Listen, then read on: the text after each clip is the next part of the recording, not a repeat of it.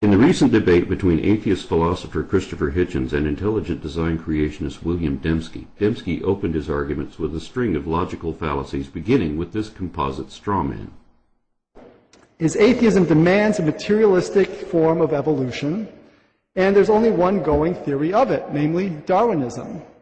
The alternative, which places us here as the result of design, is for him a non-starter. It's unthinkable. Of course, atheism doesn't demand anything. We have neither the need to believe nor the required defensive belief that religion does. Nor does atheism necessarily dismiss design. But scientists cannot honestly assert that which has never been indicated, and atheism only says that theists haven't justified the assertions that they make. Demskie also lied about what he called Darwinism and also about the definition of evolution. At one point he says, evolutionary ideas go back a long way. They don't take precisely the form of Darwinism, but if you are an atheist, that's really the only game in town. Matter, the natural world, has to organize itself. And if you look at the old creation myths, Enuma Elish, the Greek creation myths, Hesiod's, Theogony, what you find are natural forces, the cosmic egg, the waters, Tiamat and Apsu, sweet and salt waters in the Babylonian mythology, and they organize themselves, and then finally at the end you get Marduk, the prince of the gods. So you go from simplicity to complexity, and that's always the direction of evolution. This is another bald-faced lie, a whole bunch of lies rolled into one, in fact. Let me show you why. First of all, the Genesis fables go from simple to complex, yet obviously don't qualify as evolution, so Demskie's analogy is already absurd. But it gets worse than that when you read the other creation myths he mentioned, because they start out complex and actually simplify from there, opposite of what he said. It is true that anything which can be changed or revised can be improved and thus become more complex, not that increased complexity is necessary for evolution, but we know that mythologies have been retold many times over with subtle embellishments occasionally added, so these old stories have evolved in a sense, but not in the way that Demskie wants us to realize. First of all, Hesiod's Theogony may be contemporary to Genesis 2, but Enuma Elish is the oldest creation myth known to archaeology and has many other myths associated with it, which are all older than the Bible, yet written by the very ancestors of the biblical authors. All these myths anthropomorphize natural events. Theogony gave human personalities to the earth and sky, while Enuma Elish declares a river to be the masculine lover of a feminine sea. Likewise, the Bible's book of Proverbs personifies wisdom as though she were a goddess. This is how most gods were created. But now let's look at what these stories actually say.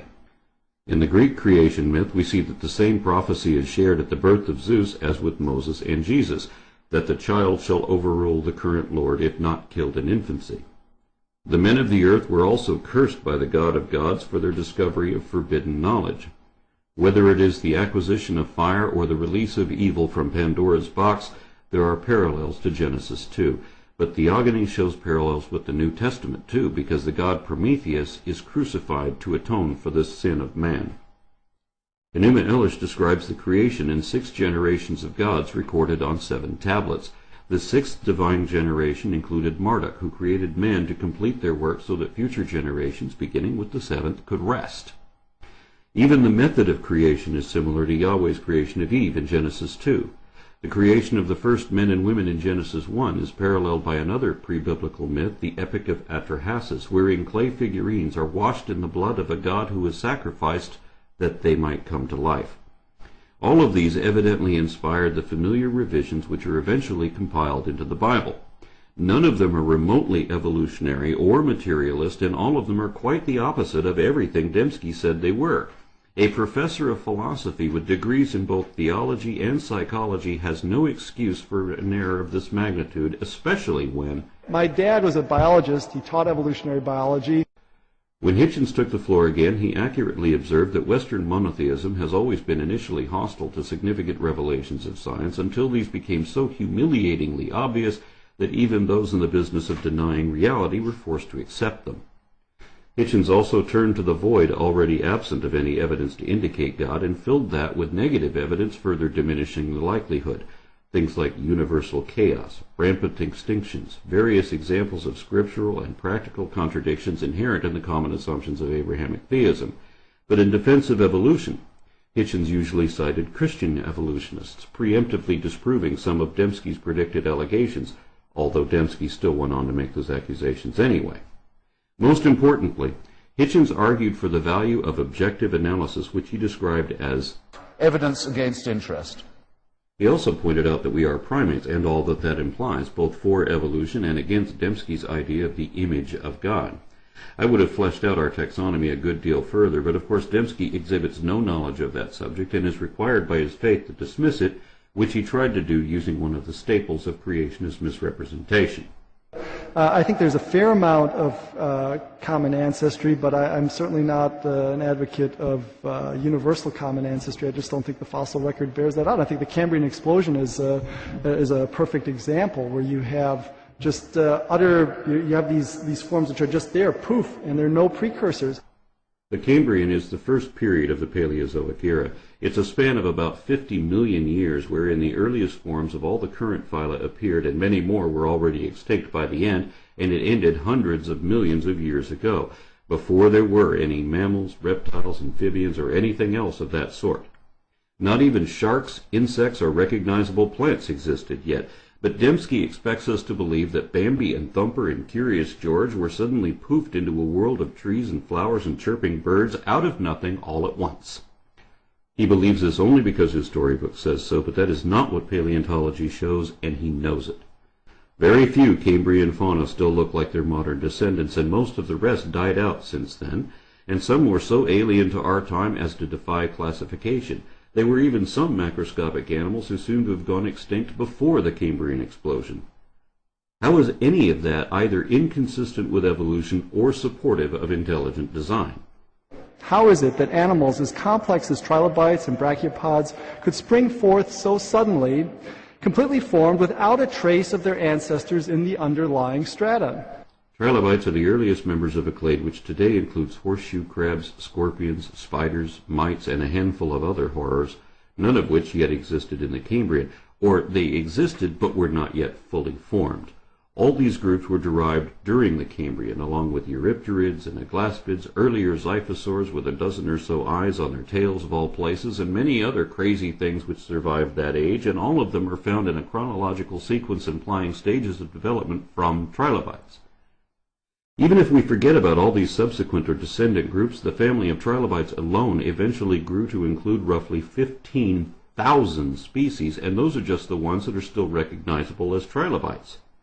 Yet all of them were already gone millions of years before the first dinosaurs appeared.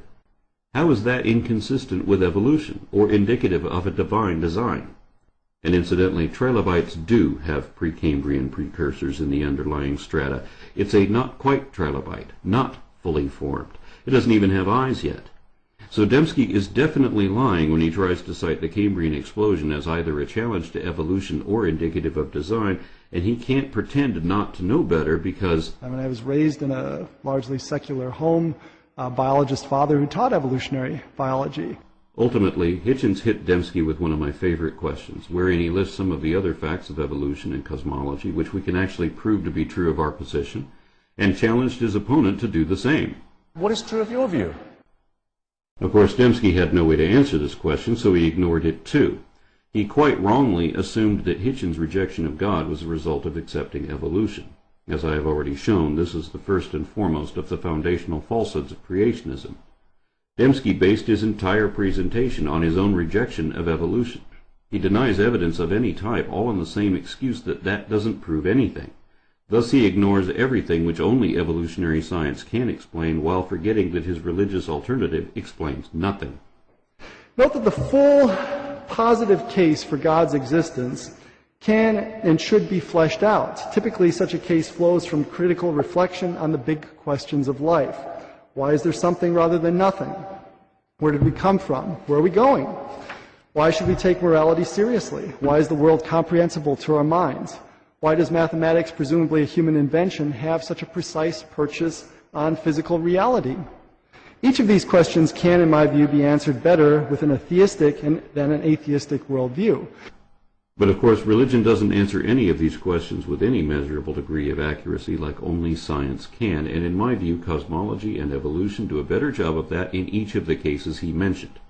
Demskie claimed to have ample evidence of his intelligent design alternative, but failed to list any of it. He seems to think that complaints about evolution, misunderstood and misrepresented, could somehow count as evidence of miraculous creation. He criticized Hitchens' skepticism, but gave no explanation why the audience should assume the same conclusions that Demskie does, nor could he, since he admitted in the debate that his own conversion was based on emotion rather than evidence. And without presenting any evidence at all, Demskie said that his argument had somehow already established the existence of God.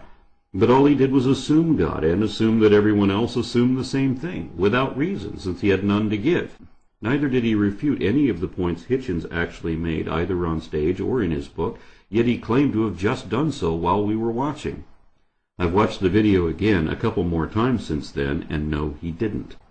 Less than halfway into his opening comments, an obviously delusional Demskie has evoked at least a half a dozen logical fallacies and lied no less than 9 times so far, but hasn't yet presented any sort of case and was already claiming victory. I know what you're all thinking. Since the evidence for evolution is so underwhelming, and since Hitchens has hitched his wagon to evolution, shouldn't he now be ready to abandon evolution and consider the existence of God? The one thing Demskie did make clear, albeit unwittingly, was that his position was based on circular arguments and assumed conclusions, left unquestioned. Because even if his critiques were all correct, they still wouldn't imply a divine designer, and whenever we do not yet know the real explanation, we cannot simply throw up our hands and say that it happened by magic. But this is what Demskie expects us to do. His argument depends on an absurd, false dichotomy, and it only deteriorated from there. Hitchens started off very slowly, but picked up steam as things progressed. I feel suddenly combative and engaged. While Demskie seemed increasingly weak, confused, even discouraged with how indefensible his seemingly unexamined belief obviously is. Soon he added equivocation to his list of logical fallacies already in play, and ultimately tried to project his own faults onto an opponent who will not share them. Hitchens exhibits a very selective concern for truth. What seems to matter most to him is not whether a claim is true, but whether it makes a good stick to beat religion. Change the last word of this lie, and Demskie is describing himself. In short, Demskie's comments were entirely empty, yet the audience of this church sometimes applauded him anyway, especially when he praised his sickness as though it were the cure. Demskie apologized for the evils ordered or condoned by God throughout the Bible, but failed to realize the obvious implications of that. In the end, he even lamented the fact that the Bible was written the way it was, and admitted that he only accepted the whole of his dogma as a package deal. In summary, Demskie seemed to ignore every point that Hitchens had made, and made no points of his own which Hitchens did not adequately address. Demskie wasn't prepared to debate the man, but apparently only wanted to critique his book. I mean, what poisons everything? Is it religion? I would say, get a mirror and look at it. We all poison everything. That's right, Bill. And as someone with your education should know, religion is a human construct and is thus poisoned. So you're critiquing the wrong book. This one is full of poison, and is so obvious about it that it threatens anyone who realizes that with a fate worse than death. That's how we know it is dishonest, because it tells you to believe something beyond reason, without reason, and against all reason, regardless whether any of it could even be true or not. Knowing only this should be enough for you to reject religion.